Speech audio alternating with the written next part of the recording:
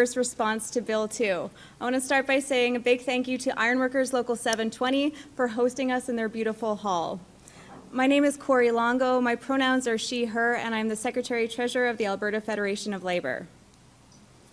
Today we are joined on stage by leaders of the Common Front, both the Solidarity Pact and also the Common Front Core, as well as leaders from the Alberta Federation of Labour Executive Committee. Today we will have 2 speakers, and then we will open it up to media for questions. Our first speaker, please join me in welcoming the President of the Alberta Federation of Labour, Gil McGowan.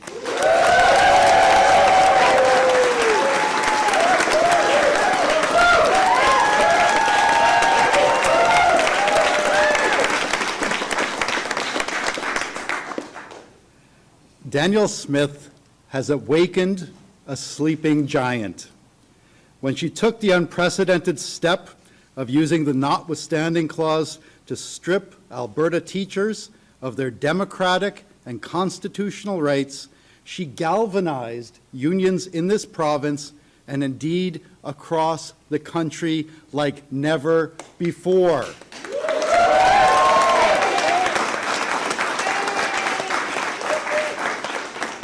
She has given us clarity. She has provided us with a rallying cry. She has now, and we now have one common purpose, and that purpose is to topple this government.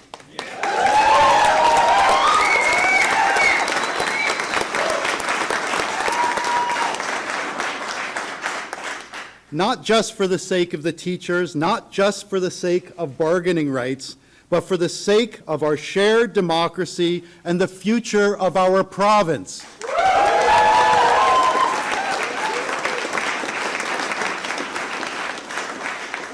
Today, as a labor movement, we are committing to work with any and all of our fellow Albertans who agree with us that our rights, our democracy, and our Canadian way of life will not be safe until we make Danielle Smith a radio host again.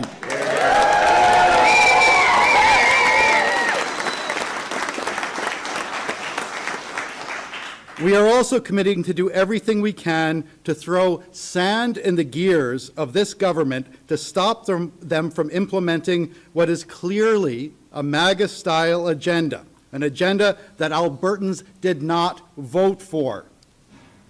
This agenda includes starving public schools while shoveling public money at private schools. It includes fragmenting and understaffing our healthcare system to pave the way for privatization. It includes putting the retirement security of Albertans at risk by pulling our province out of the Canada Pension Plan. It includes deepening our economic integration with Donald Trump's America at the same time he's threatening to turn us into the 51st state. That agenda also includes jumping into bed with separatists who have literally solicited money from the MAGA movement. It includes making a mockery of our Constitution by attacking fundamental democratic rights like the freedom of association and the freedom of expression. And it also includes the agenda of suppressing wages in Alberta, even as workers struggle with an unprecedented affordability crisis. Now, the Smith government is using its legislative majority to steamroll over the opposition. They're using the notwithstanding clause to sidestep the Constitution and the courts. That leaves citizens and civil society as the final bulwark against Danielle Smith's dangerous agenda for our province. No one is coming to our rescue. It is up to us. And to quote poet June Jordan, we are the ones who we've been waiting for.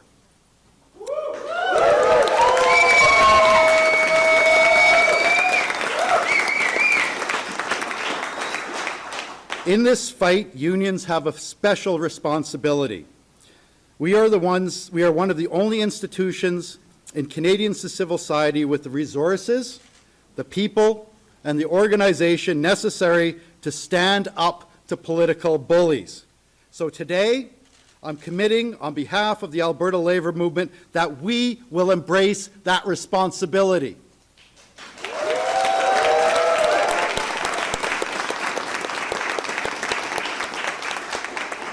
We will use all of the tools at our disposal to make Danielle Smith and the UCP pay a price for attacking teachers, public education, and our democratic rights. We will mobilize around recall campaigns. If they won't shrink the size of our classrooms, we will shrink the size of their caucus.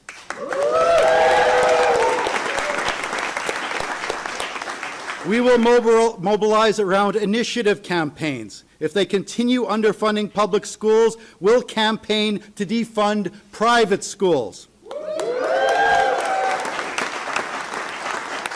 And yes, the words you've been waiting for, we will begin the process of organizing towards a potential general strike in Alberta.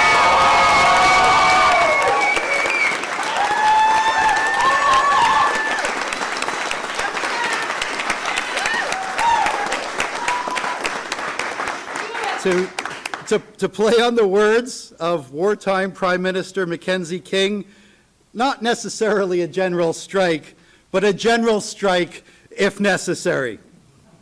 To give you a sense of the mood of workers in this province right now, I'd like to turn your attention to our province's largest private sector union, the United Food and Commercial Workers Local 401.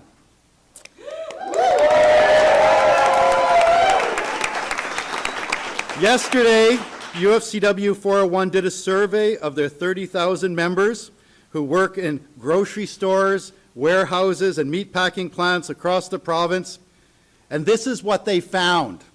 90% of those members said they support the teachers unequivocally.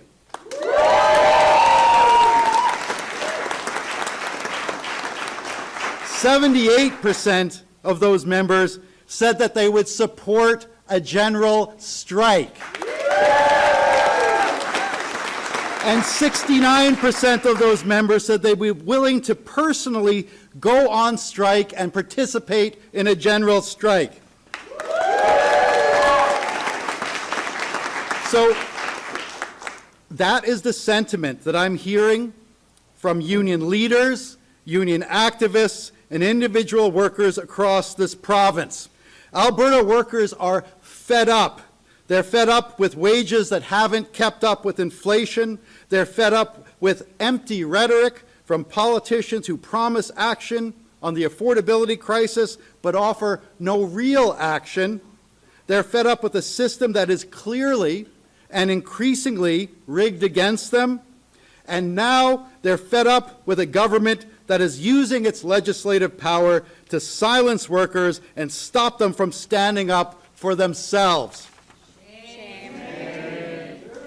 Because that's what's happening with this government. It's what they are really doing with their back-to-work legislation and the use of the notwithstanding clause.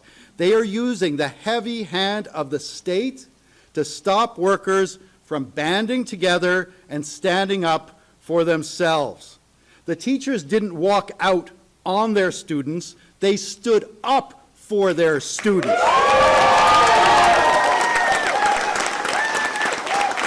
And what we're saying today is that workers should have the power to stand up for themselves, for each other, and the things that they believe in. This government wants to take that power, our fundamental power, the power of collective action. They want to take that power away from us, and we're here today to say they are not going to get away with that, and we are going to find ways to take our power back.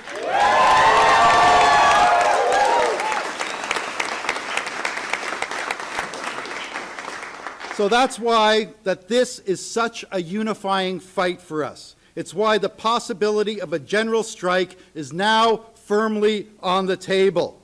We are not going to pull the pin today, so you can relax, but we are going to start the journey. There are 24 unions affiliated with the Alberta Federation of Labour, representing 175 working people in this province, 175,000 working people in this province. Our federation is also part of a bigger coalition of unions called the Common Front. And together with them, we represent more than 350,000 working Albertans. All of those unions are signatories to what we call the Solidarity Pact, in which we commit to support each other in the event of an attack from governments or employers. We are going to make the Solidarity Pact mean something. Over the coming weeks and months, every one of the Common Front unions will begin the process of talking to their members about our new priority, which is to protect our rights and our democracy by toppling this government. Every one of those unions will begin the process of engaging its members around things like recall and initiative campaigns. And yes, every one of those unions will begin the process of talking to their members about the possibility of a general strike. In the labor movement, we've all been inspired by an activist and author named Jane McAlevey, who sadly died of cancer last year. But when it comes to organizing, especially when it comes to organizing major actions like a general strike, she famously said, "There are no shortcuts." There are no shortcuts to a general strike in Alberta, but as of today, we are on the path to that destination.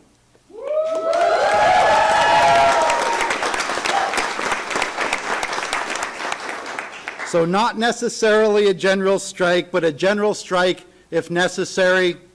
But if and when it comes, I want to make it clear that it will not be an angry mob like we saw with the convoy who occupied Ottawa, MAGA-inspired, MAGA-funded.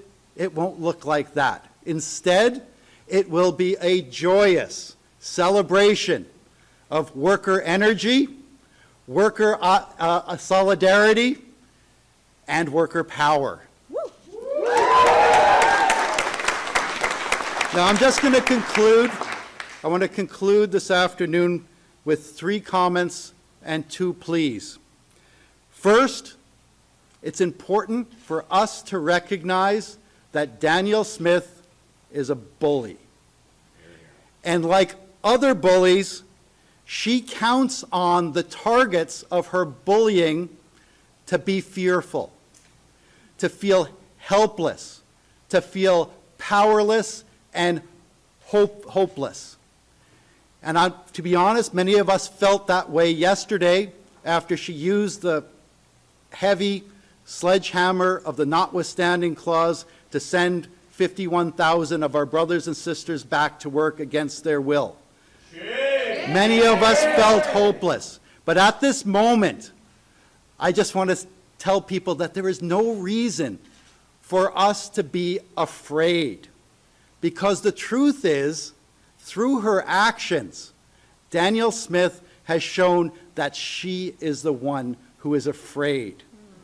She went after our ability to work together, to take collective action, because she knows that that power of worker collective action is bigger and more powerful than any power that has been conferred to her as the Premier of this province. She is the one who should be afraid. None of us should be afraid because we have each other. Second, Danielle Smith is a bully. And like other bullies, she counts on the illusion of power and strength. But I want to remind everyone in this room that Danielle Smith is not strong. Danielle Smith is not powerful. In fact, she is weak and her power is weakening. We see it in the polls in response to the teachers' strike. Her support is falling in unprecedented ways. We even see it in her own caucus. There is no provincial government in this province where the Premier has been forced to make so many members of her caucus cabinet ministers. Why has she done that? Because she's afraid of her own caucus, and she's buying them off. And she's also weak because she's propped up by a tiny base, which is a tiny fraction of our population, including separatists and MAGA supporters. They're small in the population, they're big in her party, and she's not catering to the majority of Albertans. She's catering to that tiny base. She is weak. She is not strong. Third, I just want to highlight the one word that we all need to keep in our minds at this time, and that word is hope. Hope has been on display for us even over the past 24 hours. We saw the hope that will carry us forward embodied in the students who pledged to walk out of school tomorrow when teachers are forced back to work. And that student protest is going to happen across the province. That is an indication of the hope that will carry us forward. In addition, think about the crowds that gathered to support the teachers in front of the legislature last week, near the end of their strike, and then 3 weeks ago at the beginning. Record numbers of teachers, parents, students, and supporters gathered, not just in their thousands, but in their tens of thousands to support the teachers. That gives us hope. And then, and I just want to stress this point. Yesterday, while on the same day that the government was ordering 51,000 teachers back to work, there was another group of Albertans who, after more than 2 months of unprecedented citizen mobilization, tabled 450,000 signatures to tell Danielle Smith, don't you dare try to turn us into the 51st state. That's 550,000 of our fellow Albertans. So keep this in mind as we enter the fight that we're entering into right now. We will not enter that fight alone. The UCP may have a majority in the legislature, but they do not represent a majority in this province. Those are our friends, those are our allies, and so as we prepare to participate in things like recall campaigns, initiative campaigns, and begin those discussions to build an unprecedented general strike in this province, remember, we are not alone. We have allies, we have friends, and we will win.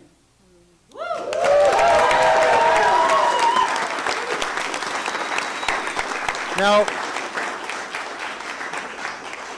in the labor movement, it's all about organizing. It's about organizing workers into unions. It's about organizing members in our bargaining units, about organizing to support our work at the bargaining table, and also on the political agenda, on the political stage.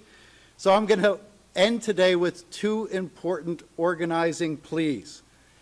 None of this is going to be possible without our real strength, which is our members and other working people in this province. So I'm going to ask on behalf of the Federation and of Labour on the Common Front for everyone watching to do 2 things. First, we recognize that letters and petitions are not enough.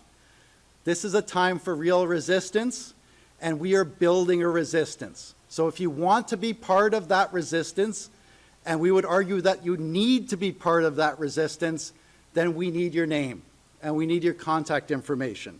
So if you haven't already done so, please pick up your phone and text the word resist to 55255. That's the word resist to 55255. When you get there, we want you to follow a link to join what we call the Ready to Resist list. In the past 4 days, nearly 30,000 people have joined the Ready to Resist list. In the coming days, probably within one day or two, everyone who signs up to the Ready to Resist list will get a survey. And one of the questions will be, are you prepared to support and or participate in a general strike? Okay? So please, 555-255, text the word resist, join the Ready to Resist list, and be prepared to support that, to participate in the survey about the general strike. Finally, when it comes to changing the world, or at least our small corner of it, it's not enough to say what you're against. It's also important to say what you're for. And so, as I said, if and when we have a general strike, it won't be just a general strike against this government and their agenda. It will be a general strike in support of something else. And that something else is what we're calling the worker agenda. This is something that has been developed from the floor of our convention by our members, and we're going to send the message that if political parties want the support of working people, they have to earn it. And so next week, on behalf of the Federation of Labor, Corey and I are going to be unveiling the worker agenda, and the worker agenda will have our ideas, and I would even say our demands, on things like wages, affordability, jobs in the economy, public services, and democratic rights. And that's going to be part of our political protests that could build to a general strike. So we won't just be striking against something, we will striking and protesting in celebration and support of an agenda that is actually a worker agenda. Imagine if we could have not a MAGA agenda, not a UCP agenda, but a worker agenda for this province. That's the kind of thing that will guarantee our future and guarantee our democratic rights, and it starts here today. So thanks very much. Stay tuned.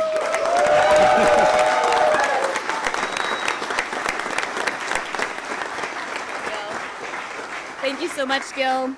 It's my pleasure to welcome the next speaker. She is the president of the Canadian Labour Congress, Bea Brusk.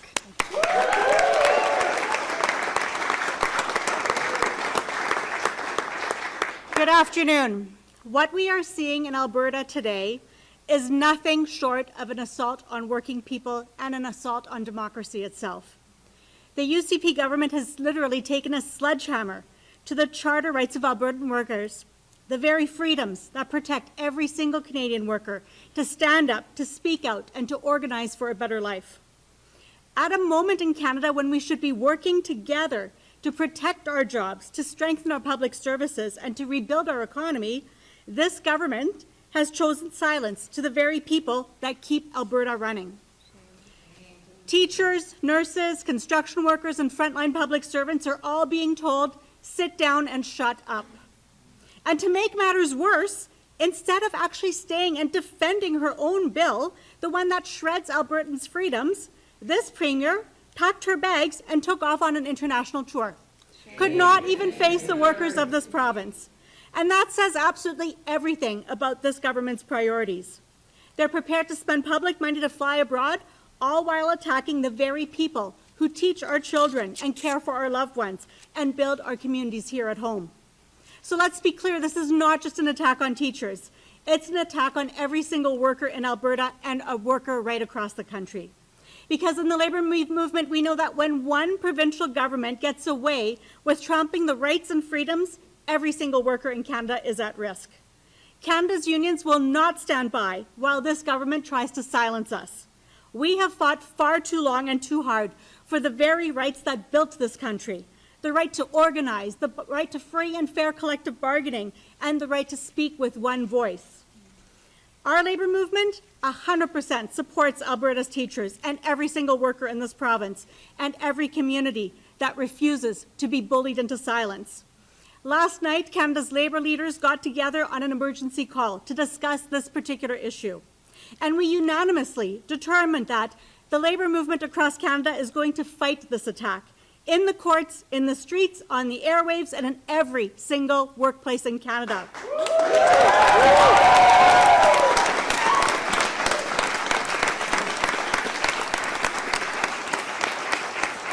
This is a provocation that will not go unanswered, because in the labor movement we know that an injury to one is an injury to all.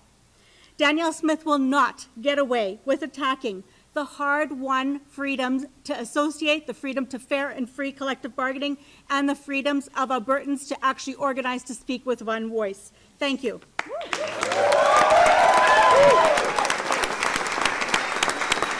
Thank you, B. Okay, now we'll take some questions for B or Gil. Hi, Gil. Sean Amato with City News. Why is there no general strike today? What do you say to workers who are pissed off, who think you're not going far enough, and who think workers should be walking out today? Yeah. When it comes to organizing, everyone who's been involved in an organizing effort understands that organizing takes time. And so as a labor movement that we've decided to start the conversation so that when we get to the point that we might consider a general strike, and as I said, it's not necessarily a general strike, but a general strike if necessary. But we can't make that decision until we have gone back to our unions and allowed the unions behind us to have that conversation with their members and engage, educate, and mobilize them. And that takes time, to be honest. So what does that timeline look like? How long could it potentially take for you to organize that general strike and for workers to hit the streets? Well, it's been more than 100 years since we've had a general strike on the prairie provinces. There was a short general strike in BC in the 80s. But here in Alberta, to the best of my knowledge, there has never been a provincial-wide general strike before. So if we're going to do this, we're going to do it up big. And that means time for democratic discussions with our organizations. It means time for organizing. And frankly, it also means that we need time for reaching out to allies and reaching out to workers who are not in unions. Because there are risks, and we saw with the teachers that this is a government that is willing to impose, to use the heavy hand of government to strip workers of the ability to come together and exercise their collective power.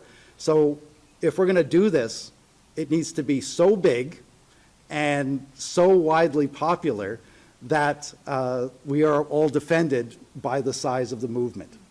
And you know, I won't put too fine of a point on this, but they can't arrest 250,000 workers. They can't arrest 350,000 workers. They can't arrest 450,000 workers. There isn't room in our jails. There isn't resources within our legal system to process arrests and fines. We have to build to the point where it's so big that we protect ourselves by standing with each other. And that takes time. So we're not going to pull the pin right now. As I said, we are putting ourselves on the path, not just to a general strike, but to an unstoppable general strike.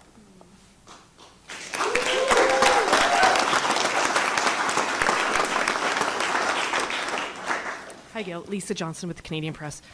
So what I'm hearing is there is no if necessary. There's no other step that the government, you're waiting for the government to take, for you to take action and have a general strike. So I'm wondering why did you set up these expectations? There's a lot of disappointed people watching this right now who are expecting you to announce a general strike. Why did you set up these expectations that today you were going to announce a general strike? I am announcing that we're on the path to a general strike. And I'm a little bit at a loss why you think that this would be a disappointment, because we're trying to organize something that hasn't been organized in this province since the inception of this province. We're trying to organize something that will be so big and so effective that it will be unstoppable. But in order to do that, we have to respect the internal democracy of all of our unions. We have to show respect to our individual members by engaging them in conversation. And, we make a living on organizing. That's what we do. We organize workers into unions. We organize members around collective bargaining. We organize campaigns on the political priorities of our members. And because we organize for a living, we're realistic about what's necessary. So we make no apologies for saying that we're starting a campaign to organize a resistance. And that resistance will be felt on multiple fronts, and we will take advantage of all the tools that are available to us. So for example, we will take advantage of the options for recall campaigns, initiative campaigns, and yes, we have made a commitment as a labor movement to start conversations with our members, with the public, with potential allies, with non-union workers about the possibility for a general strike in this province, which would be unprecedented.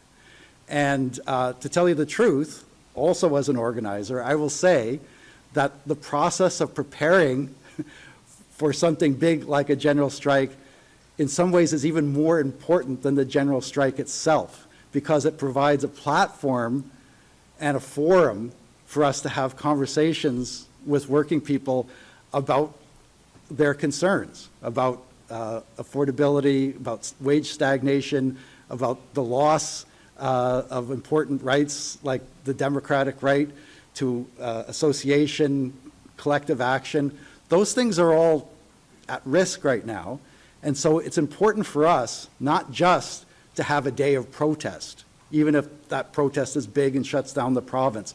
In some ways, what's even more important for us is to have the conversations about the need for that protest. And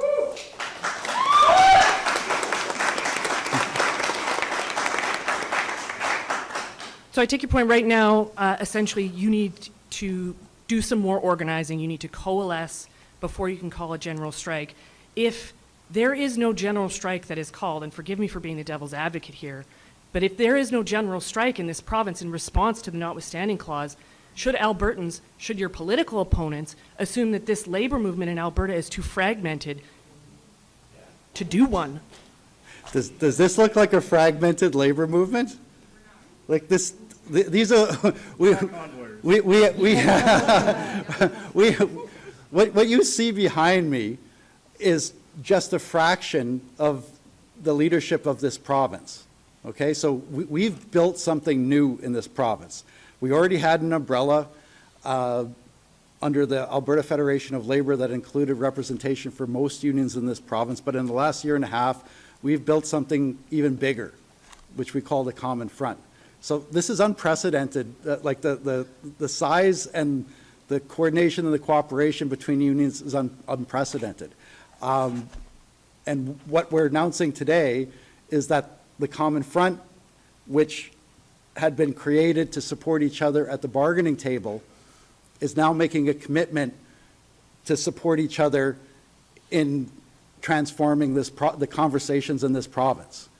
And that transformation may culminate in a general strike, but I want to stress that if and when it does, that general strike, that unprecedented political protest, won't just be an angry mob shaking their fists at the sky. That will be a joyful political protest that comes after thousands and thousands of working Albertans have found their power and had meaningful conversations about what workers need to make this a better province in terms of wages and affordability and public services. Because together, through those conversations, and once again I'll stress, the process of preparing for the general strike in many ways will be more transformative and more politically powerful than whatever 1 day or 2 days of action comes at the end of it. So this is a commitment not just to have protest. This is a commitment to have the living democracy that's necessary to show that there's a different and better way for our province. That's what we're committing to right now. We're going to turn the resources of the labor movement to starting those conversations that will build a movement for change that will sweep the MAGA-inspired UCP government from this province once and for all.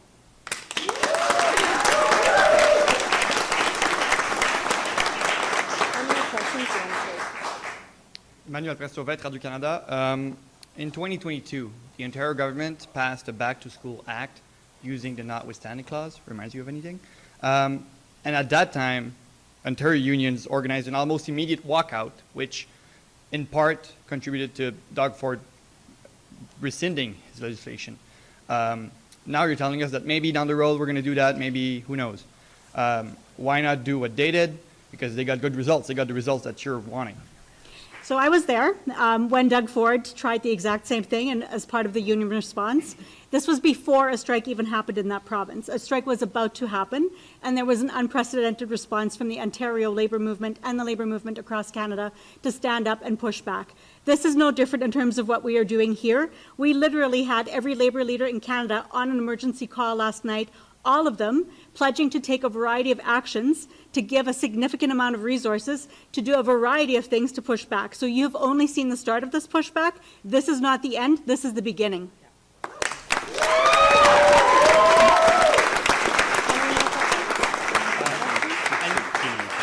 You were talking about, do you want to answer or no? Yeah. You were talking about resources and pooling resources across the country. Are you considering something like, I know that 88 didn't have a strike fund, but do you want to have a fund to pay the fines of teachers and $500,000 to the ATA a day if people decide to not go back to work? Listen, the ATA makes its decision democratically because we in the labour movement believe in democracy. So let's start there. We believe in democracy and actually putting in things for a vote. We are always going to stand up for other union workers and, in fact, for all workers, right? So whatever the decision is that they are making, we are going to stand beside